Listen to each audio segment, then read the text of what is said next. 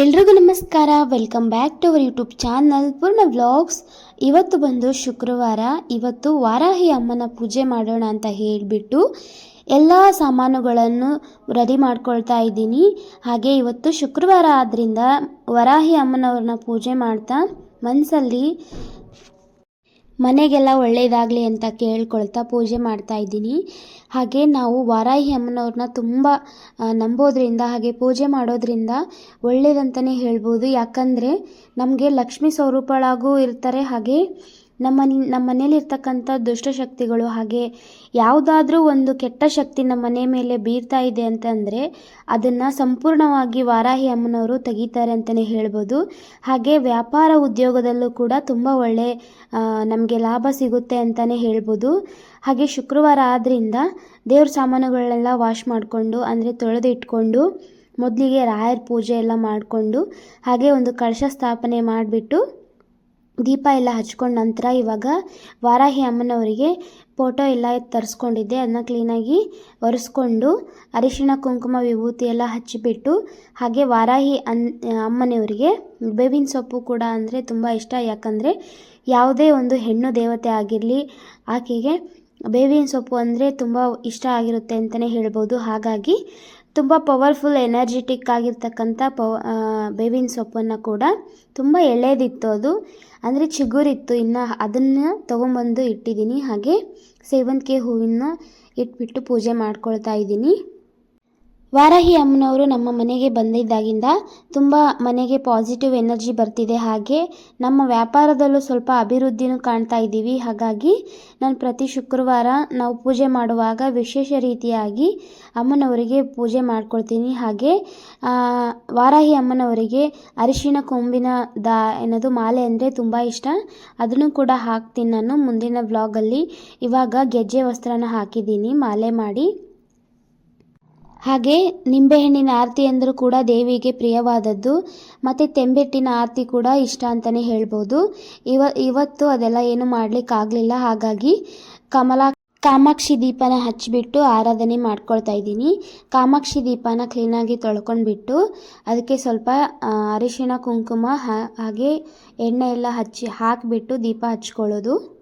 ಹಾಗೆ ವಾರಾಹಿ ಅಮ್ಮನವ್ರ ಬಗ್ಗೆ ಹೇಳಬೇಕಾದಂಥ ವಿಷಯ ಏನಪ್ಪ ಅಂದರೆ ನಮಗೆ ಪ್ರತಿಯೊಂದು ಕೆಲಸದಲ್ಲೂ ಜಯ ಸಿಗಬೇಕು ಅಂದರೆ ಈ ರೀತಿಯಾಗಿ ವಾರಾಹಿ ಅಮ್ಮನವರ ಪೂಜೆ ಮಾಡಿ ನೋಡಿ, ನಿಮಗೆ ವ್ಯತ್ಯಾಸ ಕಾಣುತ್ತೆ. ಹಾಗೆ ಒಂದು ಅನುಭವ ಕೂಡ ನನಗೆ ಆಗಿರ್ತಕ್ಕಂಥ ಅನುಭವ ಕೂಡ ನಾನು ಹೇಳ್ತಿದ್ದೀನಿ.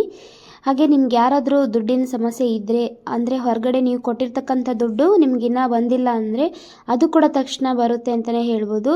ಹಾಗೆ ಮನೆ ತುಂಬ ಪಾಸಿಟಿವ್ ಎನರ್ಜಿ ಕೂಡ ಇರುತ್ತೆ. ಹಾಗಾಗಿ ವಾರಾಹಿ ಅಮ್ಮನವ್ರು ಇರೋದ್ರಿಂದ ತುಂಬ ಒಳ್ಳೆಯದು. ಹಾಗೆ ನನಗೂ ಕೂಡ ತುಂಬ ಒಳ್ಳೆಯದಾಗಿದೆ.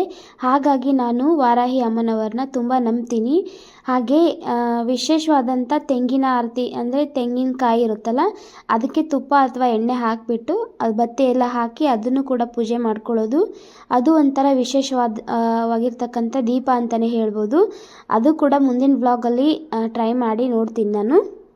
ಹಾಗೆ ಇವಾಗ ಕಾಮಾಕ್ಷಿ ದೀಪನೆಲ್ಲ ಎಣ್ಣೆ ಹಾಕಿ ಬತ್ತಿ ಎಲ್ಲ ಹಾಕಿಬಿಟ್ಟು ರೆಡಿ ಮಾಡ್ಕೊಳ್ತಾ ಇದ್ದೀನಲ್ಲ, ದೀಪ ಎಲ್ಲ ಹಚ್ಚಿಬಿಟ್ಟು ದೇವರಿಗೆ ಅಂದರೆ ಆಲ್ರೆಡಿ ದೀಪ ಹಚ್ಚಿದ್ದೆ. ಇವಾಗ ಕಾಮಾಕ್ಷಿ ದೀಪ ಎಲ್ಲ ಹಚ್ಚಿ ಊದುಬತ್ತಿ ಎಲ್ಲ ಬೆಳಕೊಂಡು ಮಂಗಳಾರತಿ ಕೂಡ ಮಾಡಿಕೊಂಡೆ. ಹಾಗೆ ನಮಗೆ ಬೆಳಗ್ಗೆ ಆದರೆ ಬೇಗ ಸೂರ್ಯ ಉದಯ ಆಗೋದ್ರೊಳಗಡೆ ಮಾಡಿದ್ರೆ ತುಂಬ ಒಳ್ಳೆಯದು. ಹಾಗೆ ಮಂಡಲ ಮಾಡ್ಕೋಬೇಕು. ನಾವು ಇಷ್ಟು ವಾರ ಇಷ್ಟು ದಿನಗಳು ಅಂತ ಹೇಳಿಬಿಟ್ಟು ಮಾಡ್ಕೋಬೇಕು. ವಾರಾಹಿ ಅಮ್ಮನವರ ಪೂಜೆ ಮಾಡೋದು ತುಂಬ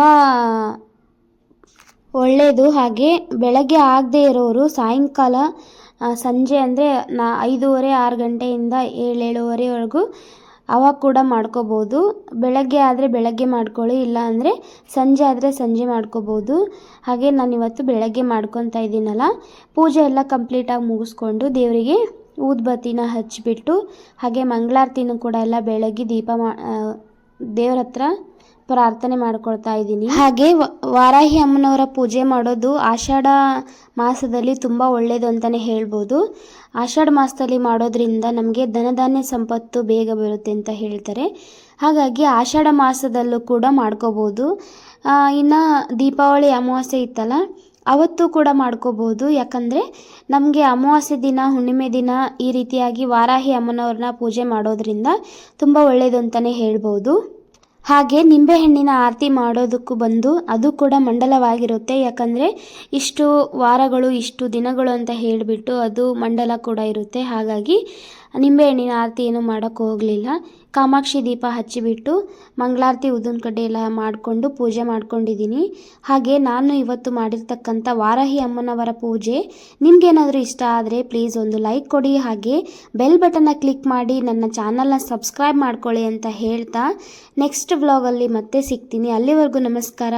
ಯಾರೆಲ್ಲ ನನ್ನ ಚಾನಲ್ನ ನೋಡ್ತಾ ಇದ್ದೀರಾ ಬಟ್ ಸಬ್ಸ್ಕ್ರೈಬ್ ಮಾಡ್ಕೊಂಡಿಲ್ಲ, ಪ್ಲೀಸ್ ನನ್ನ ಚಾನಲ್ನ ಹೋಗಿಬಿಟ್ಟು ಸಬ್ಸ್ಕ್ರೈಬ್ ಮಾಡ್ಕೊಳ್ಳಿ. ಇದೇ ರೀತಿ ಒಳ್ಳೆ ವಿಡಿಯೋಗಳು ನಿಮ್ಮ ಮುಂದೆ ಬರುತ್ತೆ ಅಂತ ಹೇಳ್ತಾ ಮುಂದಿನ ವ್ಲಾಗಲ್ಲಿ ಮತ್ತೆ ಸಿಗ್ತೀನಿ. ಅಲ್ಲಿವರೆಗೂ ನಮಸ್ಕಾರ.